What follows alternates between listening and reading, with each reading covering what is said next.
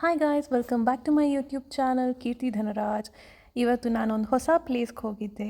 ಮೈಸೂರಲ್ಲಿ ಓಪನ್ ಆಗಿದೆ, ಅದು ಪಯಣ ಅಂತ. ಇದು ವೀರೇಂದ್ರ ಹೆಗ್ಡೆ ಅವ್ರದ್ದು ಒಂದು ಕಾರ್ ಮ್ಯೂಸಿಯಂ ಓಪನ್ ಆಗಿರೋದು ಮೈಸೂರು ಬ್ಯಾಂಗ್ಳೂರ್ ರೋಡ್ದು ವೆರಿ ಬಿಗಿನಿಂಗಲ್ಲೇ ಅಲ್ಲೇ ಇರೋದು.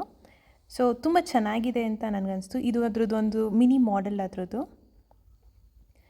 ಇಲ್ಲಿ ಅವ್ರದ್ದು ತುಂಬ ಹಳೆ ಕಾಲದಿಂದ ವೇರಿಯಸ್ ಡಿಫ್ರೆಂಟ್ ಸೋರ್ಸಸ್ ಅಂದರೆ ಡಿಫ್ರೆಂಟ್ ಆಗಿರೋ ಕಾರ್ಗಳಾಗಲಿ ಅಥವಾ ಬೈಕ್ಸ್, ಟೂ ವೀಲರ್ಸ್ ಎಲ್ಲನೂ ಡಿಸ್ಪ್ಲೇ ಆಗಿದೆ. ಇದೊಂದು ರೋಲ್ಸ್ ರಾಯ್ಸ್ ತುಂಬ ಚೆನ್ನಾಗಿತ್ತು.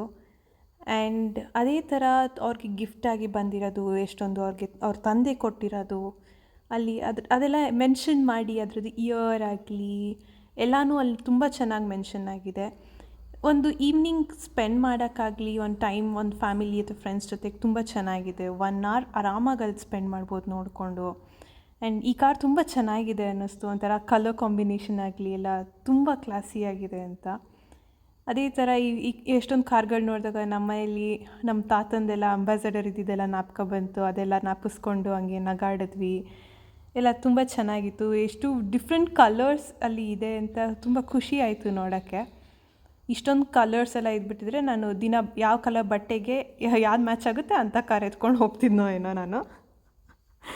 ಬಟ್ ಅಲ್ಲಿ ತುಂಬ ಚೆನ್ನಾಗೇ ಇತ್ತು. ಮತ್ತು ಮೇಂಟೆನೆನ್ಸ್ ಕೂಡ ತುಂಬ ನೀಟಾಗಿ ಮಾಡಿದ್ದಾರೆ. ಈ ಹಳೆ ಗಾಡಿಗಳಲ್ಲಿ ಆಯಿಲ್ ಲೀಕಿಂಗ್ ಎಲ್ಲ ಆಗುತ್ತಲ್ಲ, ಸೊ ಸಪ್ರೇಟಾಗಿ ಅಲ್ಲೊಂದು ಟ್ರೇ ಕೂಡ ಇಟ್ಟಿದ್ದಾರೆ ಎಲ್ಲನೂ. ಇದು ಹಂಗೇ ಮತ್ತು ಎಷ್ಟೊಂದು ಅಲ್ಲಿ ಡೋರ್ಸ್ ಆಗಲಿ ಪ್ರತಿಯೊಂದು ಡಿಫ್ರೆಂಟ್ ಆಗಿತ್ತು. ಬೇರೆ ವೀಡಿಯೋಗಳಲ್ಲೂ ಮಾಡಿ ನಾನು ಅದನ್ನ ಡಿಸ್ಕ್ರೈಬ್ ಮಾಡ್ತೀನಿ. ಮತ್ತು ಇಲ್ಲಿ ಈಗ ಒಂದು ಟ್ರಕ್ ಇದೆಯಲ್ಲ, ಈ ಟ್ರಕ್ ಬಂದು ವರ್ಲ್ಡ್ ವಾರ್ ಟೈಮಲ್ಲಿ ಅದು ಪಾರ್ಟಿಸಿಪೇಟ್ ಆಗಿರೋದು ಮತ್ತು ಮ್ಯಾನುಫ್ಯಾಕ್ಚರಿಂಗ್. ಇದೊಂದು ಕಾರ್ನ ಡಿಸ್ಮ್ಯಾಂಟಲ್ ಮಾಡಿದ್ದಿತ್ತು. ತುಂಬ ಚೆನ್ನಾಗಿದೆ ಅನಿಸ್ತು. ನಿಮ್ಗೆ ಈ ವಿಡಿಯೋ ಇಷ್ಟ ಆಗಿದೆ ಅಂತ ಅಂದ್ಕೊಂಡಿದ್ದೀನಿ.